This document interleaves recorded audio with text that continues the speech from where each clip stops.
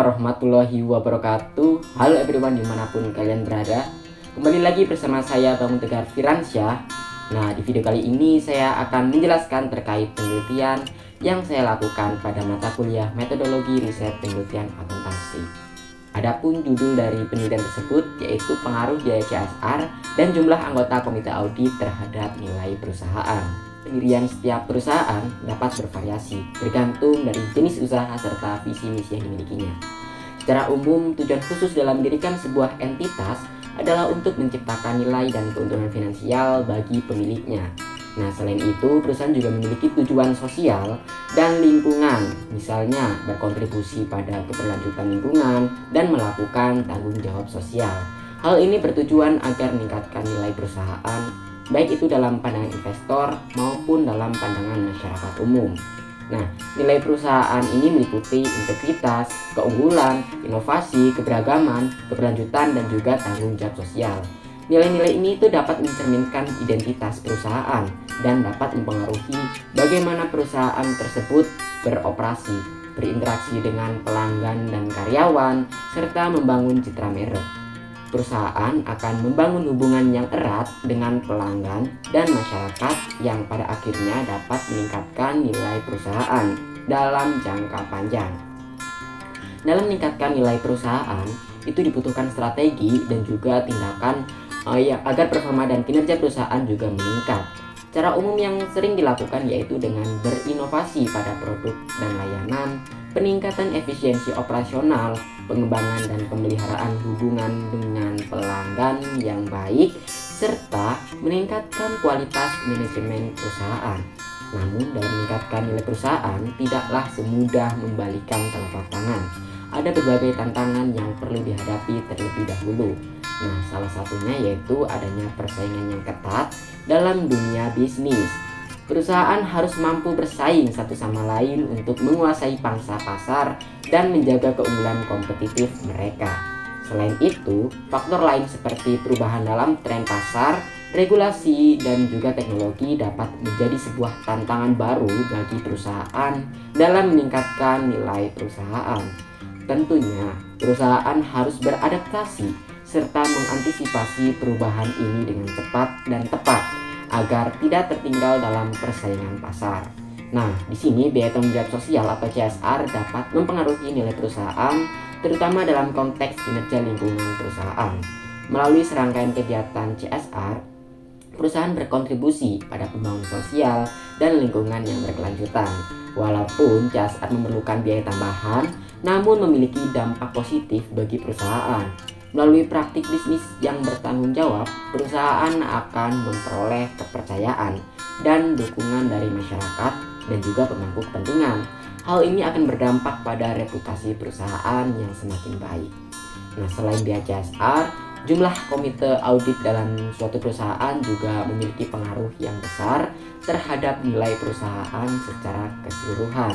Nah, komite audit ini merupakan lembaga independen yang bertanggung jawab untuk mengawasi dan juga mengevaluasi praktik akuntansi kepatuhan terhadap regulasi serta transparansi dalam pelaporan keuangan perusahaan. Dengan adanya komite audit yang efektif, perusahaan dapat meningkatkan kualitas pengelolaan risiko, mencegah penyelewengan dana, dan menjaga integritas pelaporan keuangan. Hal ini akan berdampak pada tingkat kepercayaan para investor dan juga pemangku kepentingan lainnya, sehingga mereka akan tertarik untuk menanamkan modal ke perusahaan terkait karena mereka yakin bahwa nilai perusahaan akan meningkat di masa mendatang. Berdasarkan penjelasan tadi, maka riset question dari penelitian ini yaitu apakah biaya CSR dan juga jumlah anggota komite audit berpengaruh terhadap nilai perusahaan pertambangan. Biaya CSR terhadap nilai perusahaan. Tanggung jawab sosial perusahaan memiliki implikasi dan konsekuensi yang positif, baik secara sosial maupun ekonomi. Dapat dijelaskan bahwa perusahaan itu harus menjalankan tanggung jawab ini dengan serius dan didukung oleh strategi implementasi yang tepat yang akan memberikan manfaat bagi masyarakat, mengurangi keluhan masyarakat, serta membantu memecahkan masalah yang dihadapi oleh masyarakat dalam berbagai aspek seperti sosial, ekonomi, lingkungan, dan juga kesehatan. Penerapan program Corporate Social Responsibility atau CSR ini merupakan pelaksanaan nyata dari upaya perusahaan untuk tetap berhubungan dekat dengan masyarakat. Kemudian, dalam pelaksanaan CSR ini merupakan salah satu strategi untuk meningkatkan nilai perusahaan. Nah, dalam implementasinya, ini memerlukan biaya yang signifikan yang ditentukan berdasarkan keputusan rapat umum pemegang saham. Menurut Pratama et al., semakin tinggi biaya yang dikeluarkan untuk CSR, maka nilai perusahaan akan meningkat. Nah, berdasarkan uraian tersebut, maka hipotesis pertama dalam penelitian ini yaitu biaya CSR berpengaruh terhadap nilai perusahaan pada perusahaan pertambangan. Jumlah anggota komite audit terhadap nilai perusahaan. Jumlah anggota komite audit dalam suatu perusahaan memiliki pengaruh positif terhadap nilai perusahaan. Komite audit ini merupakan sebuah kelompok independen yang bertugas mengawasi audit internal dan eksternal perusahaan, serta memastikan kepatuhan praktik keuangan perusahaan terhadap peraturan dan standar yang berlaku. Beberapa dampak jumlah anggota komite audit terhadap nilai perusahaan, diantaranya yang pertama, dapat meningkatkan pengawasan. Nah, dengan adanya komite audit yang lebih banyak, tersedia lebih banyak sumber daya dan keahlian untuk mengawasi kegiatan keuangan perusahaan. Hal ini tentunya akan meningkatkan efektivitas pengawasan terhadap praktik keuangan dan mencegah terjadinya pelanggaran atau kesalahan yang dapat merugikan perusahaan. Kemudian yang kedua, keberagaman dan keahlian. Dalam komite audit yang terdiri dari beberapa anggota, masing-masing individu akan membawa pengalaman dan keahlian yang beragam. Nah, keberagaman ini tuh membantu dalam mengidentifikasi risiko potensial dan memberikan sudut pandang yang beragam terhadap masalah keuangan perusahaan. Dengan demikian, keputusan yang diambil oleh komite audit menjadi lebih terinformasi dan seimbang. Kemudian yang ketiga, dapat meningkatkan independensi. Komite audit dengan lebih banyak anggota dapat meningkatkan independensinya. Dengan jumlah anggota yang lebih banyak, kemungkinan adanya setidaknya satu anggota yang memiliki pengetahuan atau hubungan yang tidak terkait dengan manajemen atau pemilik perusahaan akan menjadi lebih besar. Independensi yang lebih besar ini penting untuk memastikan kebutuhan yang diambil oleh komite audit berdasarkan pada analisis objektif dan kepentingan perusahaan. Dan yang keempat, dapat meningkatkan kepercayaan dan transparansi. Tentunya keberadaan komite audit yang kuat dengan jumlah anggota yang memadai dapat memberikan sinyal positif kepada investor, kreditor, dan juga pemangku kepentingan lainnya. Nah, ini dapat meningkatkan kepercayaan mereka terhadap perusahaan dan secara keseluruhan dapat meningkatkan nilai perusahaan. Berdasarkan uraian tadi, maka hipotesis kedua dalam penelitian ini yaitu jumlah anggota komite audit itu berpengaruh terhadap nilai perusahaan pada perusahaan pertambangan.